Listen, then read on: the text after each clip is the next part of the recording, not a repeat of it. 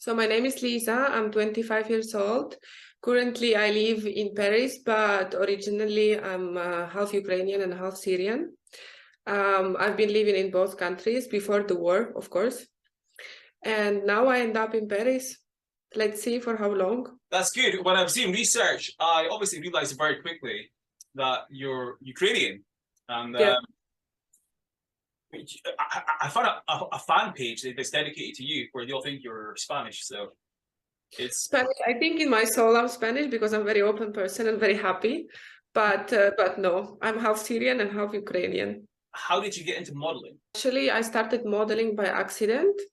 5 years ago, it was when we moved from Ukraine to Spain. I was working at the store, and it guest store. So I was actually happy, but of course, you always wanted to be model. So I got noticed by Paul Marsan on Instagram, and he invited me the first time 5 years ago in my first fashion show.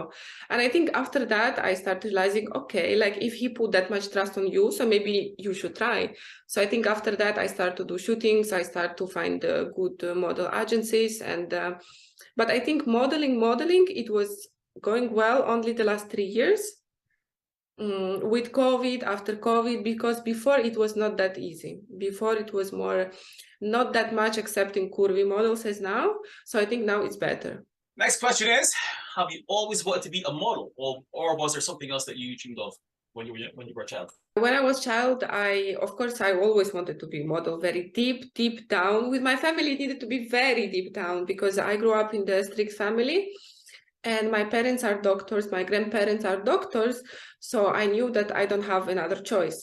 I was thinking that my life would be completely different from now.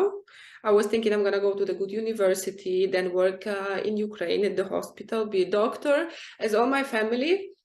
But you know, destiny, it's really interesting. You never know where you're going to end up. So if something is for you, you cannot escape. In any country with any parents, it's impossible. You know, I do kind of like that we're matching actually, because as a model, you're obviously very fashionable and very stylish.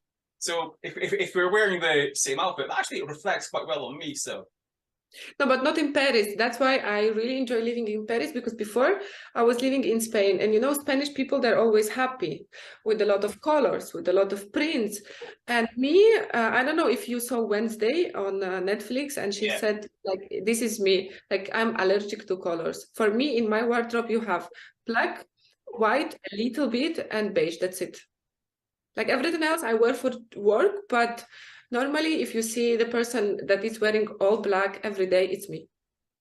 Same. I think it's that color. And in Paris, a lot of people are like you, so that's why I really enjoy being here. What do you think Guess looks for in a model? I think that Guess looks for in a model, it's to being healthy, to being as you are, because I'm working with a lot of girls, and we never compete, we never have problem with each other, because we know that they support us as we are.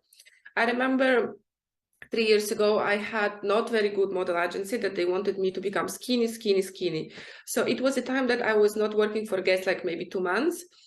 And then I remember well that when I was coming back and Paul Marciano saw me, he was like very mad, and he told me, what's going on with you? Like, this is not you. You need to eat healthy and be as you are. Because of course, there is some people who eat healthy and they're very skinny, like some of our models. There is some girls that they eat healthy, but they're a little bigger than me. And he always tells, this is normal. This is how the God created you, and you're beautiful your own way. So this is what I like about Guess, because they want to keep you as you are. They never tell you lose weight or put weight or, I don't know, change your hair color. Never. They want you as you are, that this is good. Of course, if you don't do something bad, for example, if you are always, I work for Guess 5 years and I'm always the same, and then suddenly I come 10 kilos less, he tell me, okay, what's going on? Or you're depressed or you have problem. So they know you as you are. So this is, I think, one of the good things in Guess. And another one, I always admire our boss, because he's always trying to find the potential that no one else sees.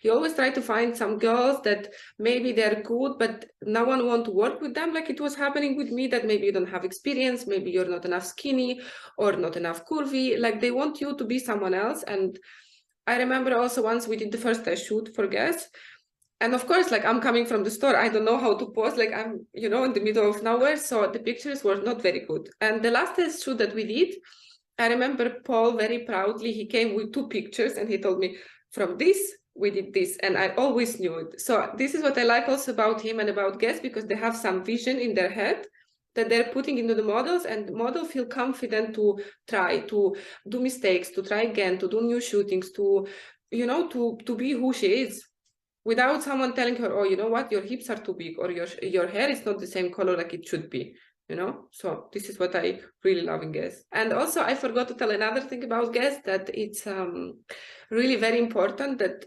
he create the family between us. So if you notice that all my campaigns I'm shooting with the same girl, that actually she's my best friend, you know, so he always tried to create the good and positive vibe between the girls. So it will not be like in another brand that you can see someone hating another one, trying to put another girl down. Like, no, we are family and we are friends, and we are, I don't know, really, really good friends. Like, I cannot imagine my life without speaking, I don't know, 6 times a day with my friend that I'm always shooting with. And it's strange because I don't think you can see it everywhere.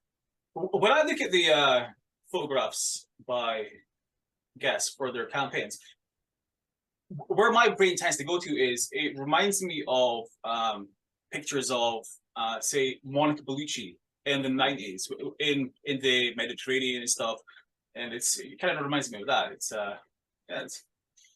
They have a great style. See, woman femininity, how it should be.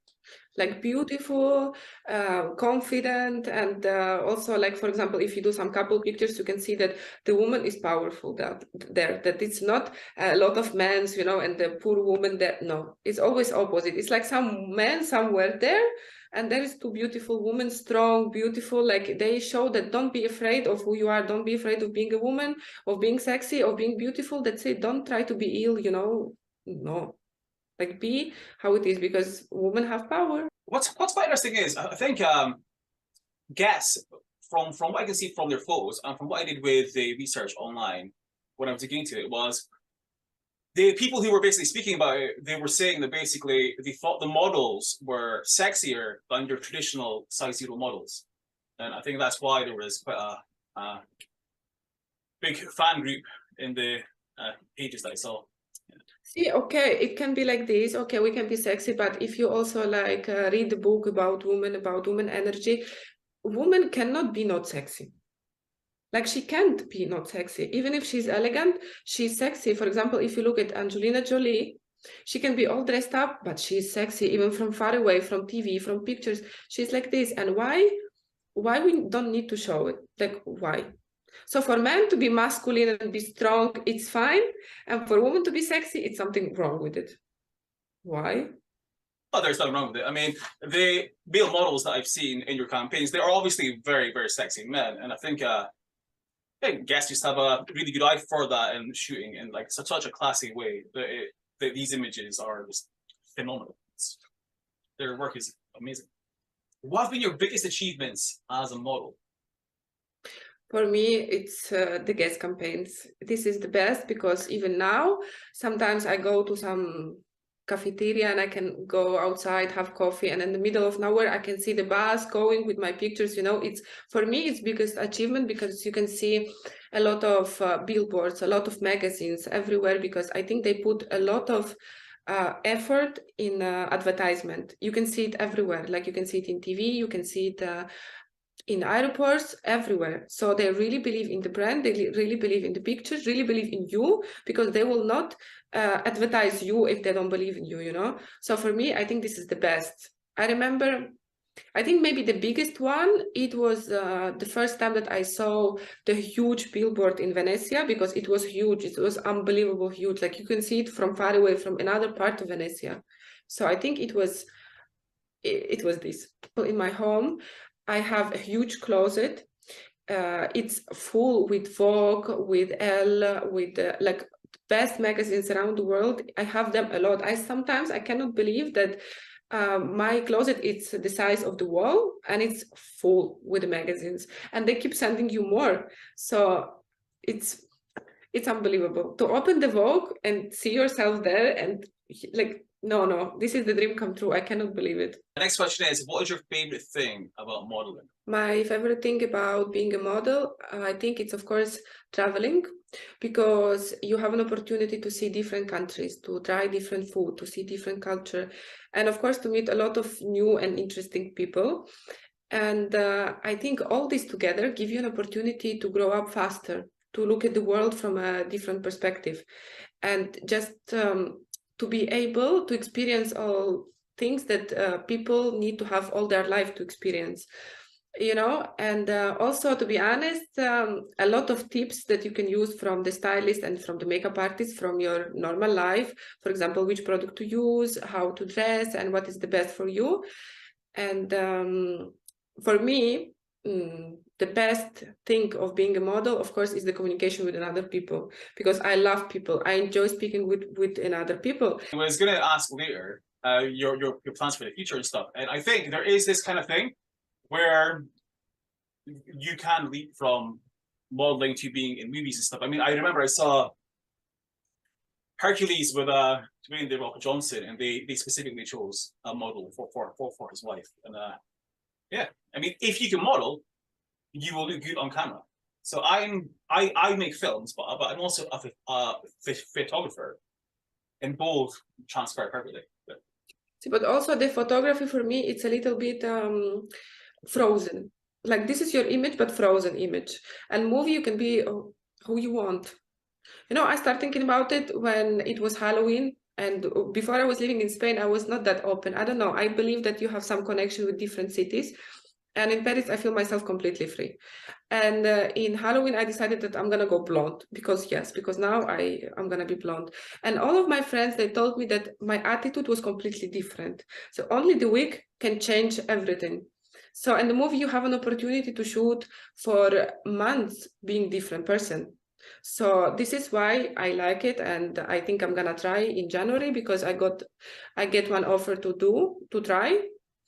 But it's a little bit scary because I speak 4 languages, and I speak bad in all the languages. Like, not bad, but I have an accent in all the languages. So honestly, I don't know how to start, because it's not easy with Having an accent isn't necessarily a bad thing, though. I mean, if you look at your traditional action movies like James Bond, all of the female leads who are in these movies all have accents for a reason. And the reason is, it's basically saying, this man is so cool that he can be with women that are exotic from other parts of the world that are beautiful, because he's that interesting that he can attract women that are equally as interesting, which makes accents a huge bonus. It's really interesting thought. I didn't think about it. And actually, yes, I got one offer of the movie, and it's kind of not James Bond movie, but yes, also this vibe. So now I understand why. So now I'm like, okay, okay. I actually usually date women from other parts of the world, because it is just much more interesting to meet other people from different cultures and stuff and everything. It's, yeah, so you can see how it works in movies. Perhaps you should aim for being in the next James Bond movie. See, but how to do it? I have no idea what to do. Like, you need to have an agent, right? Mm-hmm. And that's it. I guess you could just say in interviews that you would like to be a Bond girl in the future. Now, if you look at the types of women that they've cast as Bond girls in the past, I mean, Monica Bellucci, you do have that kind of Monica Bellucci kind of model vibe about you. I mean, quite a few of the guest models do actually, and I think they obviously go for that look, and so that would be perfect casting. Perfect casting. See, so it's gonna be my wish for the new year, because you always need to make a wish. 12 wishes, like in Spain, and they always come true. I think the first maybe 3 or 6, yes, and then the rest no. But the first 6 are important, always, every new year. What tips would you give for posing in front of the camera? Tips in front of the camera, I would say the first, of course, you need to really follow the work of the model that you like, just to know which poses you should do. to become like her or to be looking good in the pictures as her. And also the tip from me that before working on camera, I think it's very important to try to do it before in front of the mirror. Actually, this is what I did after my first shoot. So I did my first lookbook and I honestly, I didn't know what to do. So half of the shoot I was with the glasses because my eyes were like this, like without knowing what's going on, like what should I do now?